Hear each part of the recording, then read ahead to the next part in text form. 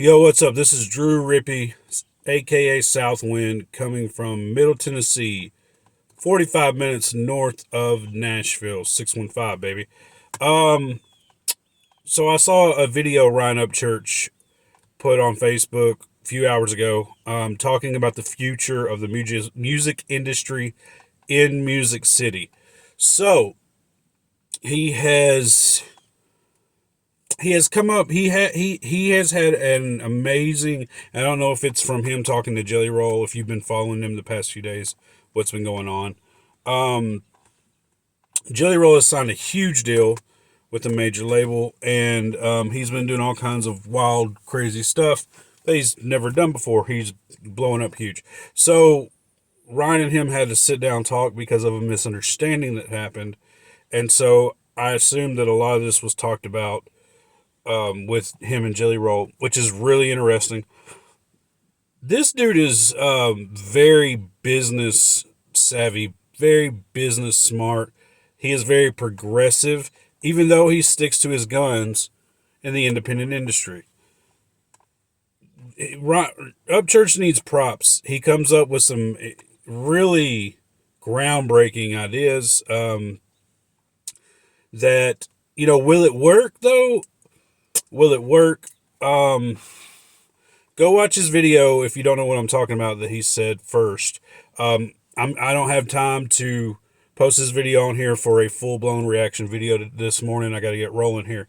But I just wanted to comment just for a little bit and talk about it, in my opinion, and tell you what I feel like is going on. So I was in college. Let's start at the beginning. I was in college for a while, just a year. I dropped out, but I had a music recording of the business of recording music industry course in college. I did have that. I enjoyed that. Obviously, I love music, and so there was a lot of stuff in there that we learned. In Nashville alone, Music City alone, there is back then they said billions of dollars in music industry. I think they said $4 or $5 billion in Nashville alone. That's not even including country music. I think that's rock and other things, rap. Country music, I'm sure that's part of that. But nowadays, this was back in 2006. Nowadays, ain't no telling how many billions of dollars come out of Nashville for the music industry, record labels, and such. So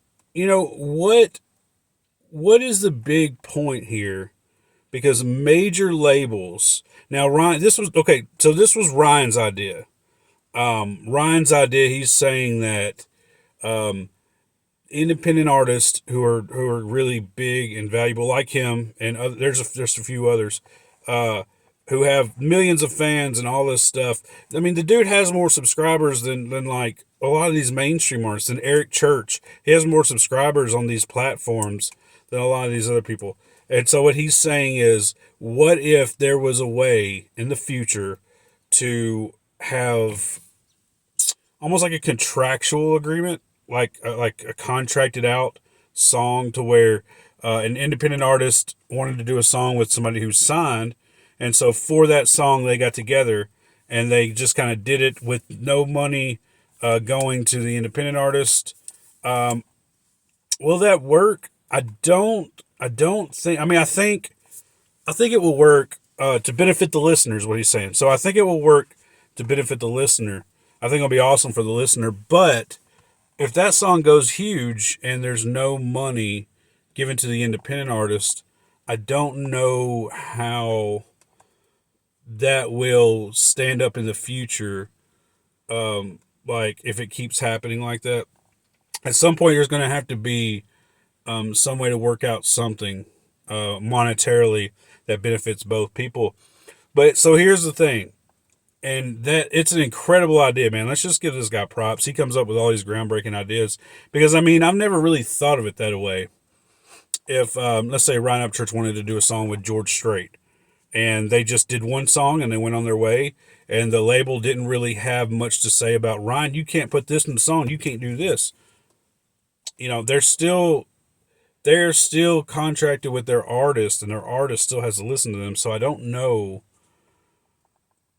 somebody else being unsigned, if Ryan wanted to say the F word or talk about smoking pot in a George Strait song, I don't know how that's going to work with the label not wanting that.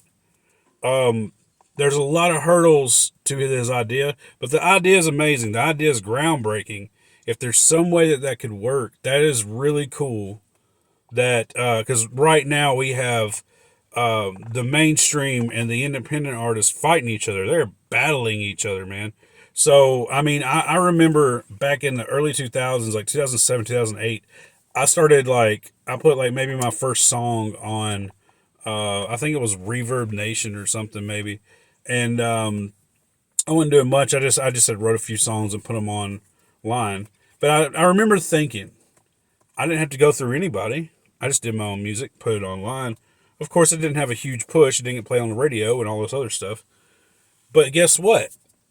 Independent artists have this huge platform now that in some ways is even way more potent than TV, media, satellite, cable, or whatever, CMTs.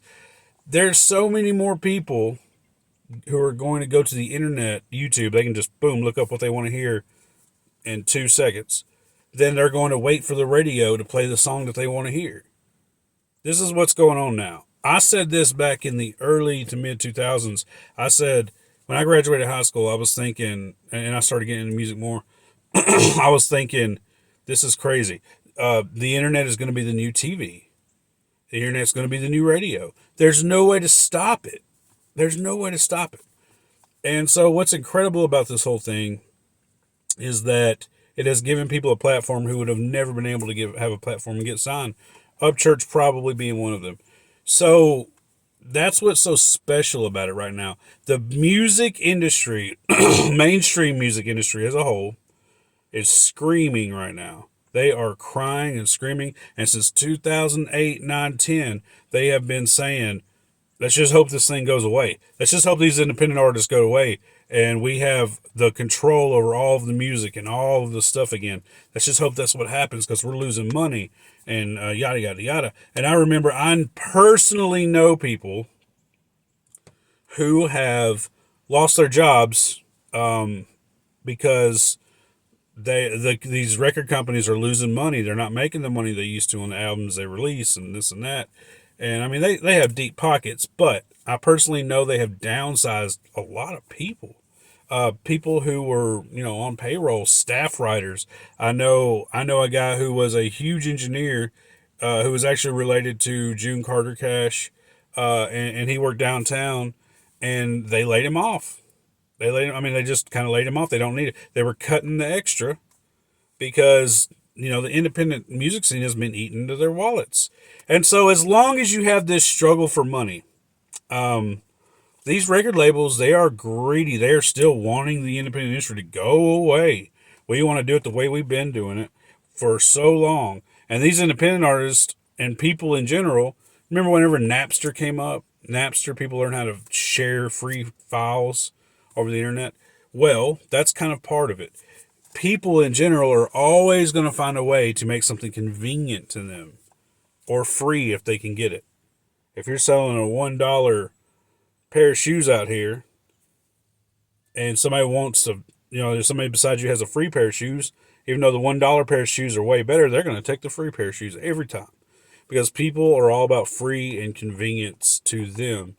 So, that being said, as long as there's a huge struggle for money, as long as there's a huge money grab, I think it's really going to take a lot to do what Ryan's talking about because at any given point in whatever song these people are doing, they could come in and say, Ryan, you can't do that in a music video. You can't wear that rebel flag. You can't. And then right there, the deal's broken.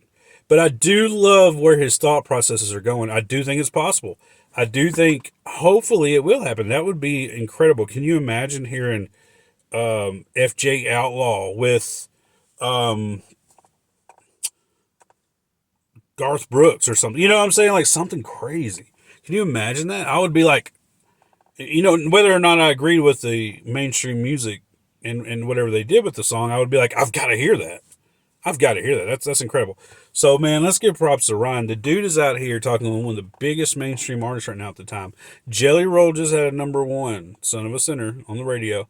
And Ryan's out here talking to the dude, and they're batting around ideas. And Jelly's a great guy. He's a great guy, and he's all game for it. Whether or not his label would be game for it, who knows?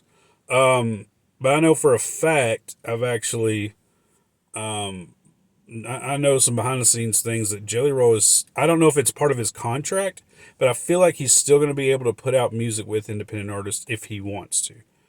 And if that's the case, I know a few people who say they're supposed to have a song with him. So we'll see how that goes too. But there is some stuff like this going on right now. It's really weird. It's really interesting. It's really exciting. But if the mainstream music people do not agree to something like this, it's only going to hurt them. It's only going to hurt them because independent, as Ryan said, independent artists are getting so big now that at some point, nobody's going to even worry about the radio. They're just going to be able to flip whatever they want on. You know? And so it would only benefit the mainstream music industry right now. Now, one day if the somebody came in and they regulated YouTube and they regulated Spotify and they would not let independent artists join unless there was a certain thing they had to do. Now that would stifle the independent industry. So it's really weird to know where things are going to go. It's really hard to see where things are going to go. But I said this since the early to mid 2000s. I said myself, we have a voice now. We have a platform, few platforms, and people are always going to get their message across. I don't care what it is. Now we have a voice where they can actually make money. It's never been like this. Ryan is right.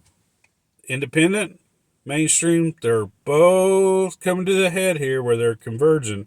And independent is going to win out.